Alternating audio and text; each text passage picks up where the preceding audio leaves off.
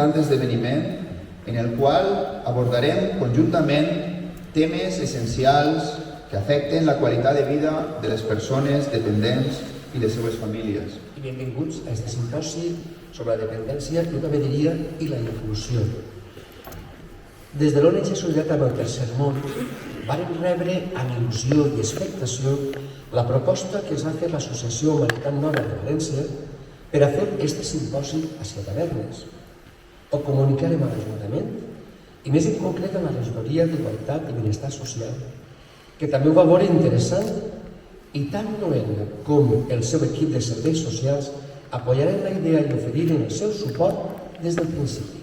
De vindre a compartir aquest matí que volem donar consciència d'una realitat que la tenim al costat, que ara que trobem persones que estan vivint aquesta sensació de dependència, sabem que tenim moltes coses per fer. Humanitat Nova, l'associació Humanitat Nova perteneix en Espanya, perteneix també a una xarxa d'una associació internacional que es diu New Humanity, que també és col·laborador en l'ONU i que té com a finalitat treballar per a un món unit, per a un món més just, a través de la fraternitat universal, un concepte per a tothom, per a qualsevol persona. En aquesta àrea tractem tots els àmbits de la societat, l'aspecte de l'educació, de la política, del món laboral i també de la sanitat i en aquest cas de la dependència. I en 2019 a València vam fer un congrés, un cap de setmana per a tota Espanya, que parlàvem d'això, de la dependència al repte creixent.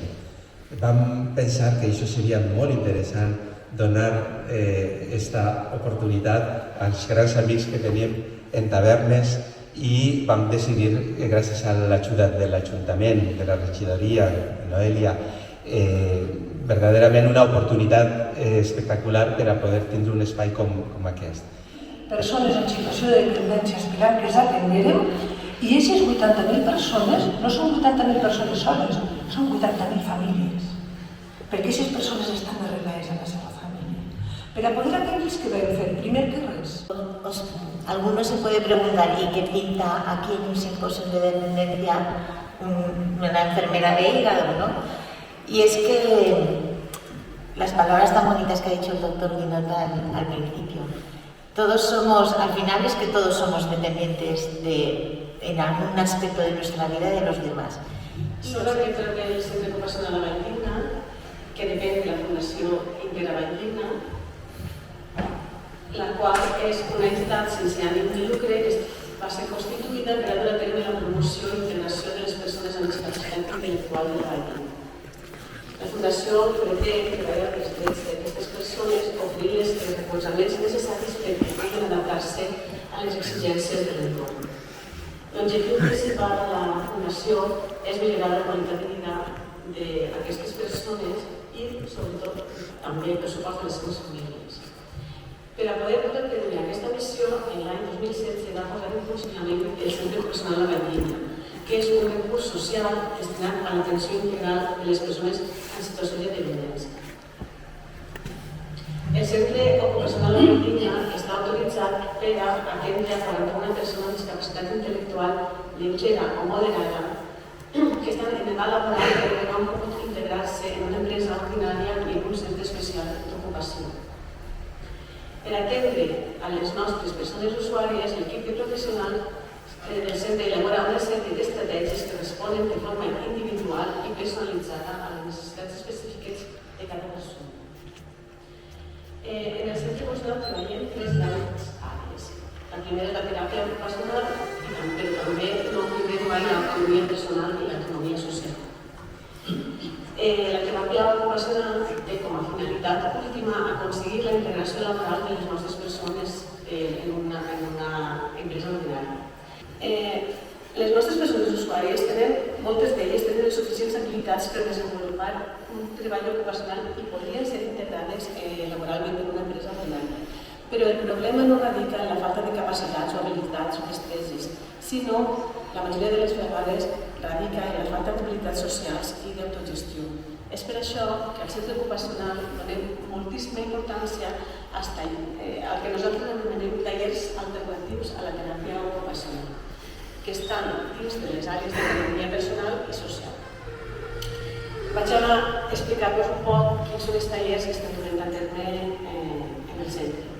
El primer és el taller independent, que està dirigit a les persones usuàries que viuen a casa soles o a familiars que són molt majors i que moltes vegades també depenen d'ells.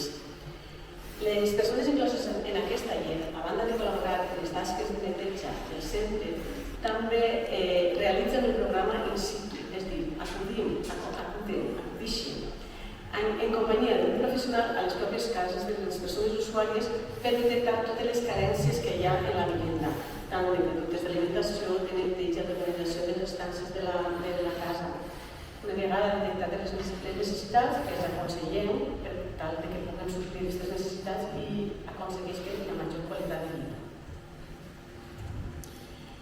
Al centre ocupacional ens hem adaptat als temps que corren i volem que les nostres persones usuàries facin un ús adaptatiu i correcte de les noves tecnologies. És per això perquè va néixer este taller que, a banda, aprofita per reforçar els coneixements de lectura i escritura que van adquirir en l'etapa escolar d'una manera desmotivadora. Processats que només que fan que agreujar el sobrepès i l'obesitat que pateixen moltes de les nostres persones usuàries.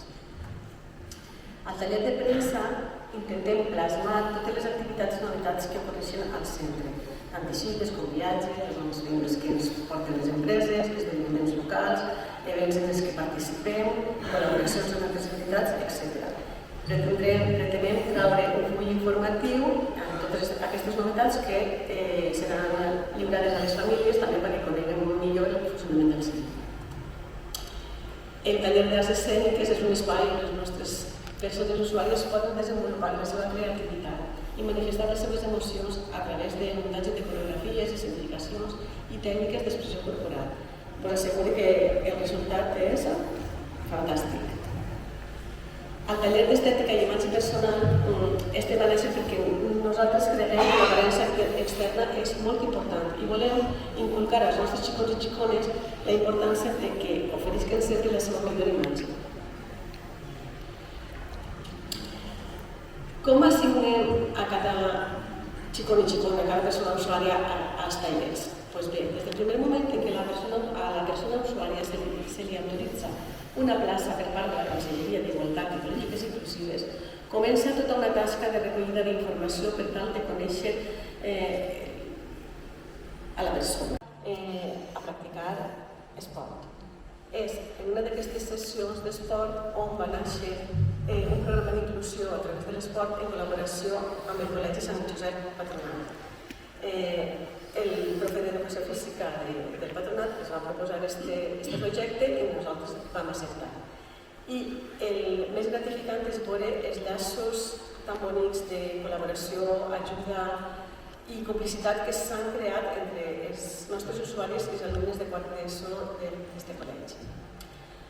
No és l'única col·laboració que fem amb els centres educatius, també els instituts de la localitat ens conviden moltes vegades, per exemple, l'Institut Vall Digna sempre ens convida a participar en la seva cursa solidària, l'Institut Jaume sempre ens té presents en la seva setmana cultural, a instàncies de la regidoria del Medi Ambient estem portant un programa de neteja del sistema rural de la platja de Tavernes. I també l'última col·laboració ha sigut una batucada conjunta en l'alumnat del Divina Aurora i no vull deixar de mencionar la Hípica Pataco que ens ha proporcionat les seves instal·lacions i els seus monitors perquè puguem practicar teràpia amb animals des dels inicis del funcionament del centre. Tampoc vull deixar de mencionar la gran ajuda que ens han prestat des de la regidoria de serveis socials i totes les seves tècniques del braç treballador perquè hem col·laborat activament amb nosaltres perquè ninguna persona amb discapacitat de la Vall Digna quede desatesa. El nostre centre també disposa d'un grup d'oci on es realitza una programació diversa on les nostres persones usuàries poden divertir-se i alhora poden proporcionar un espai de respir a les famílies. També ens agrada eixir, viatjar, per tant programem diverses excursions d'un dia durant tot l'any i normalment fem una estada vacacional que és una experiència molt bonica de convivència amb les persones usuàries. El nostre centre és un centre democràtic i per això disposem d'òrgans de participació on els nostres xicons i xicones decideixen mitjançant assemblees sobre els assumptes del dia a dia del centre, les activitats en les que volen participar, les decisions que volen fer i també ens fan propostes de millora, queixes i suggeriments. Aquests òrgans de participació es van sentir protagonistes, actors dels seus propis projectes de vida.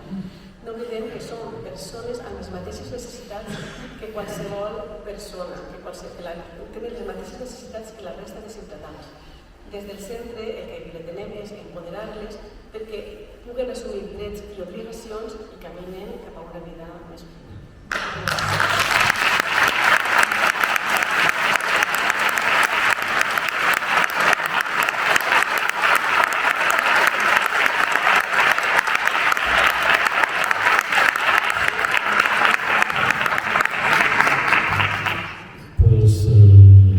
¿Qué más puedo contar?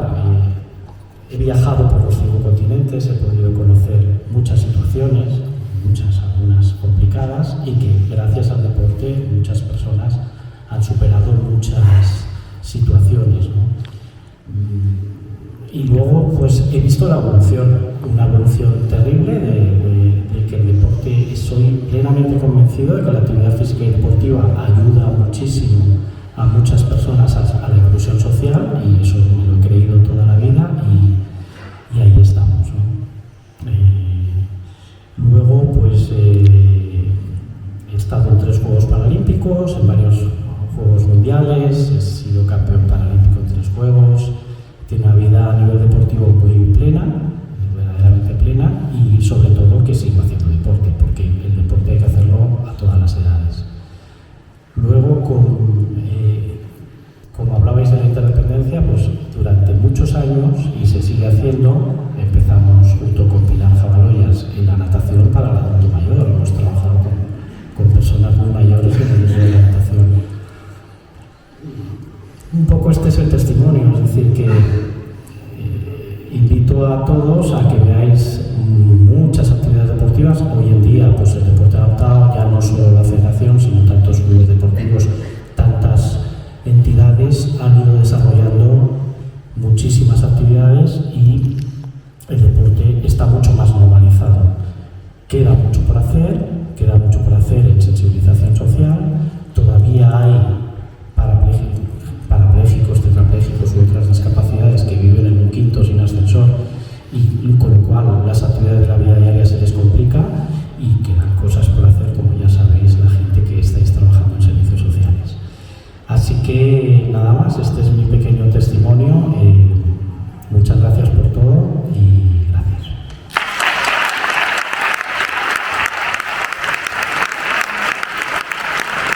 Com hem dit, la dependència és un repte creixent i per això estem així totes i tots, per aportar el nostre granet i per anar ampliant aquest camí i millorant-lo. Evidentment, perquè el que volem és que les persones tinguin una vida plena i puguen gaudir dels seus suports tan necessaris. Anem a obrir un torn obert de paraula, tenim un micro obert, us podem passar el micro que pregunteu qualsevol cosa i seguidament farem una pausa a cafè i baixarem al soterrani on podreu conversar amb els ponents i dialogar distintament. Moltíssimes gràcies. Jo, més que una pregunta, volia fer una suggerència d'algú que trobo important i si pot ser per altres impostos, que és que soc una persona amb discapacitat, tinc reconeguda la capacitat permanent absoluta per 2 determinats i aleshores això m'ha afectat a la meva salut mental. És una suggerència que volia fer per si vos servís per a altres possibles impostos. Gràcies. Anava a comentar, quan parlem de dependència, dependències hi ha moltes, no sols la física. Aleshores, això són pinzellades i evidentment faria falta un simpòsium per un cap de setmana i ben treballat. El que preteníem avui així era posar damunt de la taula aquest procés i que pugueu comptar amb persones que estan treballant per millorar la vida de les persones. No oblidem cap dependència, parlem de totes, però això serà en altre moment, ja dic, un simpòsium més profund on puguem dialogar, on puguen fer-se partícips altres estaments i on puguem profunditzar en totes les dependències. Gràcies. Muchísimas gracias a todos los participantes de la primera taula, que de veres hi ha hagut moments emocionants. Això vol dir que estem parlant no només en teoria, sinó també al cor, no? I crec que això és un dels objectius del simpòsi d'avui.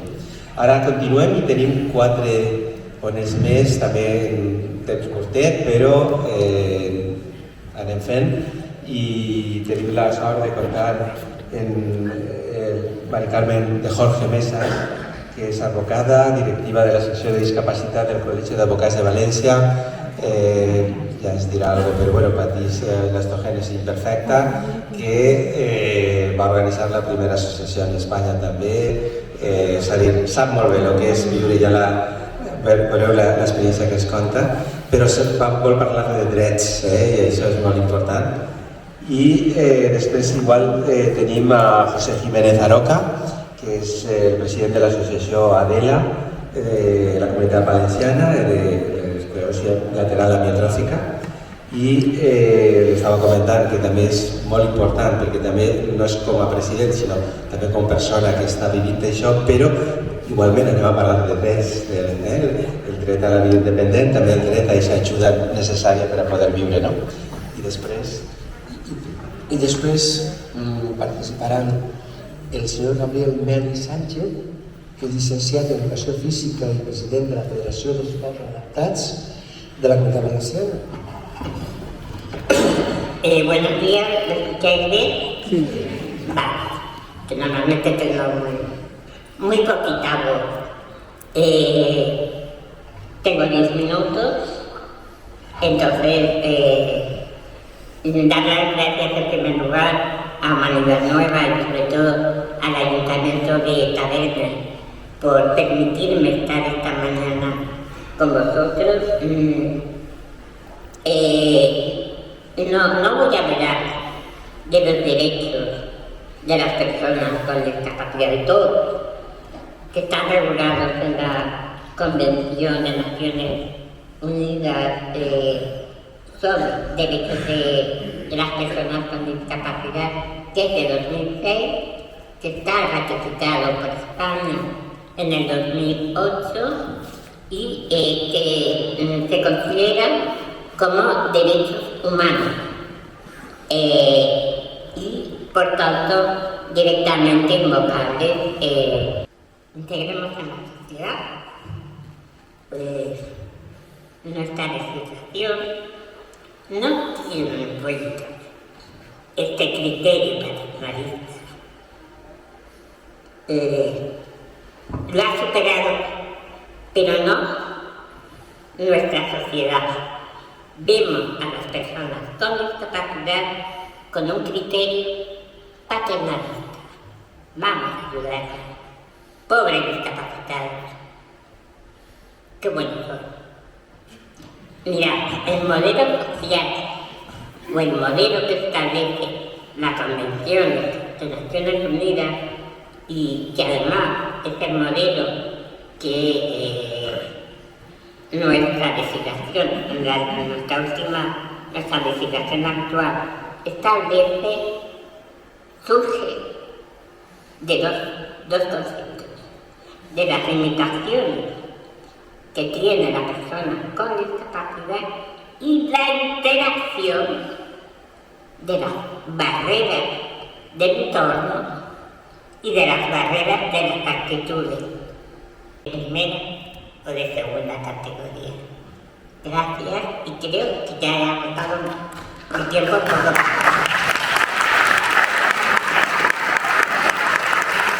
Mi nombre es José Jiménez, soy el presidente de la Asociación Valenciana de ELA y vicepresidente del Consorcio Nacional de ELA.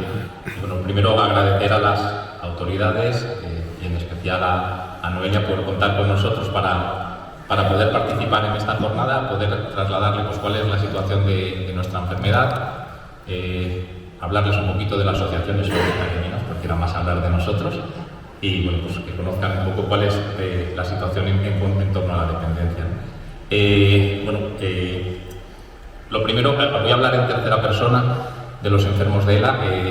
Tengo mucha suerte, tengo ELA, pero tengo mucha suerte, y ahora les iré contando por qué tengo esa suerte, ¿no? Y voy a hablar más de qué ocurre a los enfermos que qué me ocurre a mí en este caso.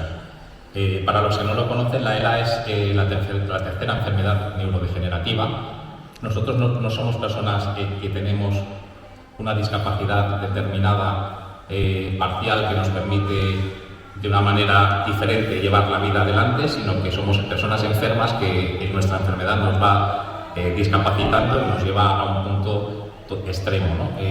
Ese punto extremo es que dejamos pues, de poder movernos, como me ocurre a mí ahora con mis extremidades, nos limita el poder tragar, nos limita el poder hablar. Yo estaba ahora tosiendo todo el rato, es mi garganta que ya no funciona igual que antes, y nos impide incluso respirar. Nosotros nos quedamos totalmente encerrados en nuestro cerebro, que rige perfectamente, que está perfectamente en el 100% de sus condiciones, pero bueno, que nos lleva a ese punto de vida, ¿no?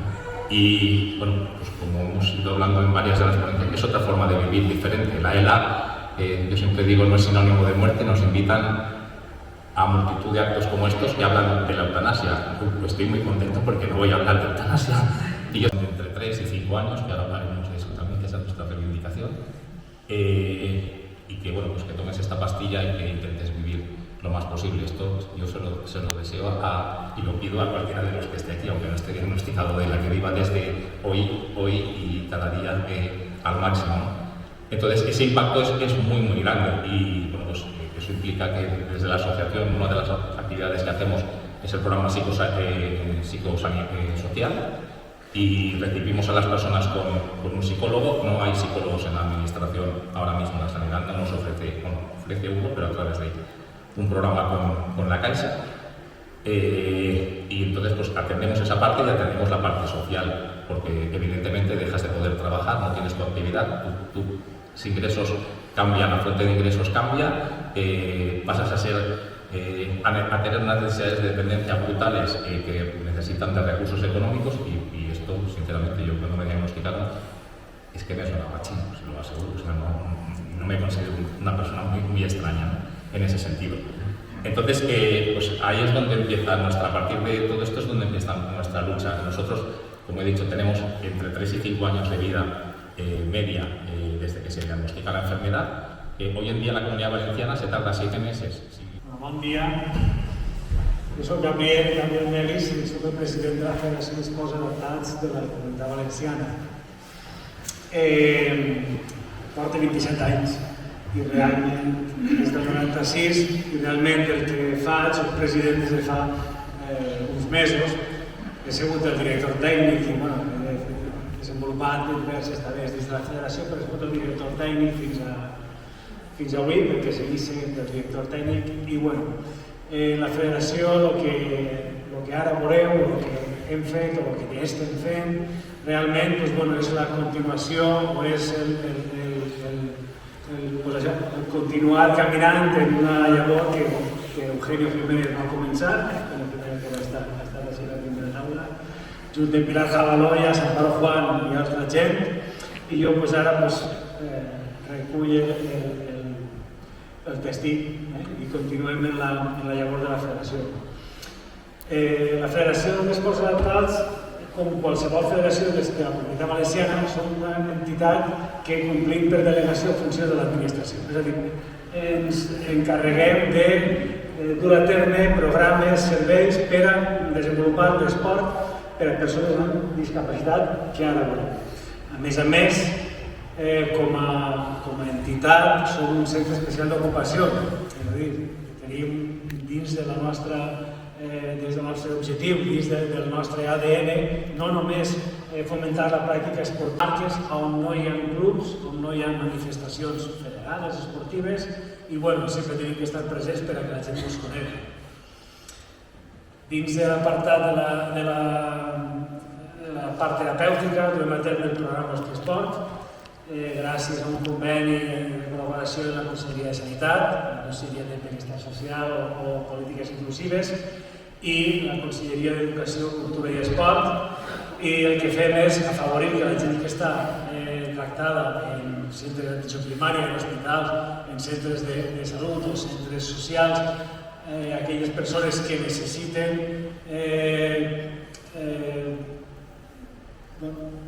introduir-se i fer integrar-se en la societat a qualsevol nivell. Nosaltres el que fem és, a través de la ferramenta esport, tractar de que l'esport contribuïsca a que les persones tractades en hospitals i centres de salut tinguin una via d'ocupació del temps lliure i una via de promoció de la seva autonomia personal a qualsevol nivell. També fem escoles esportives, d'atletisme, de hockey, de tota la gent que vulgui iniciar-se en una modalitat esportiva sempre i quan es pugui, sempre i quan tinguem gent suficient, instal·lacions adequades i un suport de l'Ajuntament o d'alguna entitat, duem a terme escoles esportives que fan que la gent que vulgui iniciar-se en la pràctica esportiva pugui iniciar-se. Promocionem l'oci en temps lliure, com he dit, hem fet programes de tot tipus i continuem fent programes de tot tipus per a la millora de la qualitat de vida, simplement de pilota valenciana, i estan fent ara una exhibició de pilota en cadira de rodes i estem en aquelles federacions o en aquelles modalitats esportives on tenim que tindre col·laboració estreta, anem i ens acostem a les federacions i tenim convenis amb la federació, amb el tenis taula, amb la federació d'atletisme, amb la federació de natació, amb la federació de vela, amb la federació que calga per tal que l'activitat entre les dues federacions sumem. Si hi ha algun esportista, si hi ha algun grup, si hi ha algunes persones que detectem que tenen nivell, que poden favorir com una federació al costat dels ciutadans, és a dir, no som una federació nacional ni internacional que mira només l'èxit esportiu, aquell que puga plegar, aquell que és el bo i aquell que és el possible medallista és el que vaig a ajudar, sinó que tractem que qualsevol persona que vulgui fer esport tinga una via de promoció de la seva qualitat de vida, de la seva potencialitat com a esportista, des de la perspectiva sempre d'una salut psicològica i de relació social. Tot això a través de la ferramenta esport i activitat física. Ja està, és a dir, podria entrar més endins de cada un dels programes, però no vaig a dir res més, però sí que ja he preparat un vídeo on podreu veure com l'esport o com la persona amb discapacitat té una porta oberta a moltíssimes possibilitats, entre elles l'esport, moltíssimes possibilitats i algunes d'elles impactants. És un vídeo que va preparar el Comitè Paralímpic del Regne Unit per a preparar els Jocs Paralímpics de Rio de Janeiro. És un vídeo promocional que ara vull que presentem i en això acabarem la xerrada. Gràcies. Anem a veure.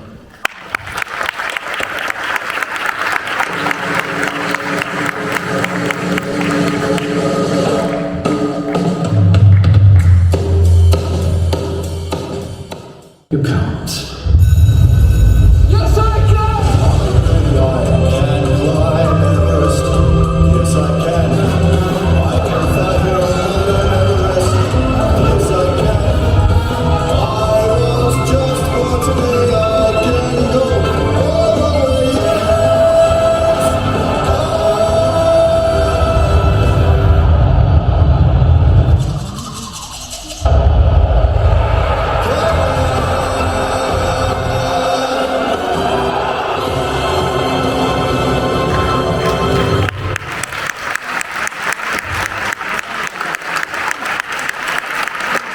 Es tanques a casa i es queda anul·lat. Aquesta és la gran feina que fan els serveis socials. I voldria trencar aquesta imatge de que som assistencials en tema econòmic per ajudes, no. Van a escoltar-te, van a assessorar-te, van a fer-te un seguiment per a que tu pugues eixir d'aquesta situació o per a que el dependent pugui tindre una qualitat de vida òptima.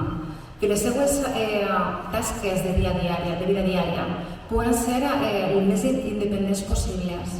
I això és l'objectiu dels serveis socials, no? Treballar per les persones, per la qualitat de vida de les persones. I torno a insistir, és un repte, perquè ens queda molt per fer. Abans estava comentant en el cafè, quan vos deia baixeu a la tertúlia cafè perquè podeu parlar distindidament, estava comentant amb el meu amic Jordà i dic sí, l'accessibilitat és una qüestió que tenim ahir. És una qüestió que hauria d'estar per llei complint-se i una qüestió que hem d'agafar totes i tots com un compromís per a trencar aquestes barreres, perquè a la gent dependent acabem fent-la més dependent perquè no poden ser independents tinguent aquestes barreres. Aleshores és un repte social i hem de posar damunt de la taula totes aquestes qüestions i aportar tots el nostre graneta de sorra. Nosaltres, per exemple, en el departament, quan vam crear les bases per a la nova borsa d'auxiliars d'ajuda a domicili que en breu es traurà, vam posar també damunt de la taula el que fora un perfil professional on compliren tots aquests requisits, perquè ja vos dic que antigament en un curset, evidentment amb molta voluntat, teníem gent ahí, però quan més professionals siguen i sobretot penseu que són persones que han agafat aquestes professions perquè són professions vocacionals, ho viuen, ho senten. Dic una careta per estranyesa, ho viuen i ho senten. En tot el camí ens podem trobar amb bones persones i en altres que no poden ser tan empàtiques, però majoritàriament de veres és una tasca vocacional i si l'empatia i l'assertivitat estan presents, des de luego que podrem fer una tasca major. El calçar-nos les sabates de l'altre sempre farà que visibilitzem aquestes qüestions i que puguem ser més empàtics. La meva vessant avui era això, descobrir-vos una part dels serveis socials i que anul·leu la imatge de l'assistencialisme econòmic i el només vaig ahir quan necessito una ajuda. Dins del departament també tenim un servei d'atenció psicològica. Estem en comunicació amb ASAE, que és una associació que es presta un servei d'atenció a la salut mental, que quan parlàvem abans del tema de la sordera, que demà hi ha una obra de teatre que justament es fa en llenguatge de signes. L'aposta està ahí i gràcies a que la meva companya de cultura també és una persona sensibilitzada podem fer aquestes inclusions. Això és un granet de sorra que no solventa res, però que evidentment també és gratificant veure que s'aposta per aquestes qüestions. Ja passaríem un poc a pregs i preguntes, però jo abans de deixar-ho vull parlar-vos també d'Adela. Conec a José des de fa uns anys perquè em van implicar i per això ens fan falta fons. Quants més fons hi ha i més persones amb ganes de canviar el món, serà quan es produiran aquests canvis. I podem parlar d'inclusió, d'igualtat i, com bé dia Mari Carmen, de trencar en el paternalisme. Perquè de veres que el que no ho viu i no ho toca o no treballa dins d'aquest àmbit, com a que li queda lluny. I sabeu que perfectament demà pots alçar-te i de sobte començar a ser una persona dependent. Aleshores, posem-nos les ulleres de l'assertivitat i de tractar d'aplegar a veure la vida com la puguem veure elles i ells i facilitar que sigui una verdadera inclusió, que puguen viure plenament i que puguen ser el major independents possibles. Perquè evidentment a tot no podran aplegar, però aquestes figures creades, com per exemple la figura del pati, que estic molt familiaritzada amb aquesta figura, que molta gent no sap que existeix. La figura del pati és un suport que hi ha a les aules per a xiquetes i xiquets que tenen problemes, algun tipus de problema de diversitat funcional o alguna espècie.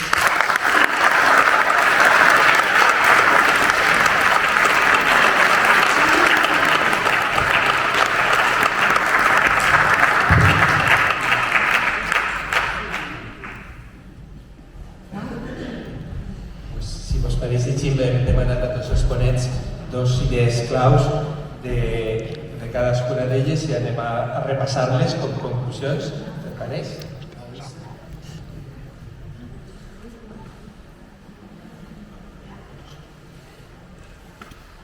Com a conclusions anem a veure si som capaços de sintetitzar el millor del que heu dit.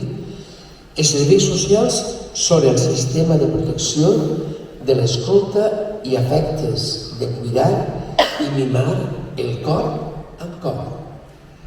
Un pacient, una persona formada i informada, és més lliure, més capaç i, per tant, independent. L'apoderament i la responsabilitat en l'autocura, amb l'acompanyament adequat, millora la qualitat de vida i optimitza l'ús de recursos sanitaris. Serien les dues primeres, la primera ponència és el que hem dit dels serveis socials, la segona dels pacients, la que fem. La tercera, disculpeu que no ho vaig a dir, anem per l'ordre. La tercera ponència, les persones amb discapacitat per diversitat intel·lectual tenen les mateixes necessitats, inquietuds i motivacions que la resta de la població. Necessitat de ser acceptat, ser estimat, sentir-se útil, divertir-se, per què no?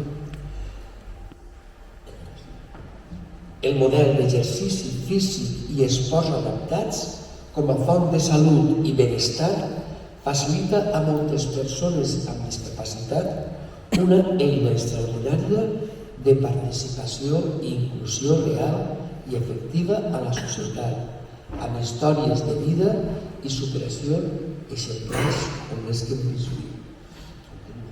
La nova legislació inclusiva avala el dret a una vida independent, a decidir per si mateix. L'objectiu és superar la visió paternalista cap a un model social d'integració. Totes les persones són iguals, totes són diferents. El cost de les cures a pena no està a l'abast del 95% de les persones malaltes. La rapidesa dels diagnòstics i l'accés a les ajudes, el seguiment i la seva adaptació en el temps són primordials en la qualitat de vida. La Federació d'Esports Adaptats afavoreix la qualitat de vida, l'adaptació funcional i la inserció a la població amb discapacitat mitjançant esports i activitats físiques adaptades a tots els nivells des de la perspectiva de la salut física, psicològica i de relació social. I el servei d'ajuda a domicili, servei vital d'atenció a la dependència i a les famílies en risc d'exclusió social, les retorna autonomia, facilita l'accés a activitats i rutines de la vida diària. Un servei essencial d'un valor immens que tothom hauria conèixer.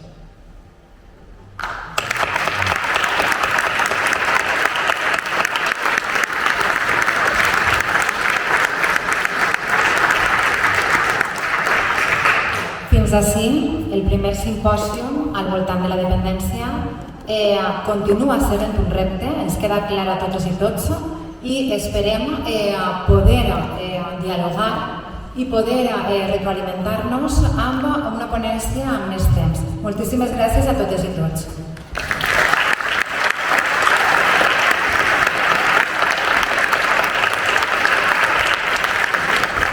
I com no, gràcies a tots els ponents que han format part d'aquestes taules i a Humanitat Nova i a l'ONG per tindre la voluntat i emprendre aquesta acció. Gràcies.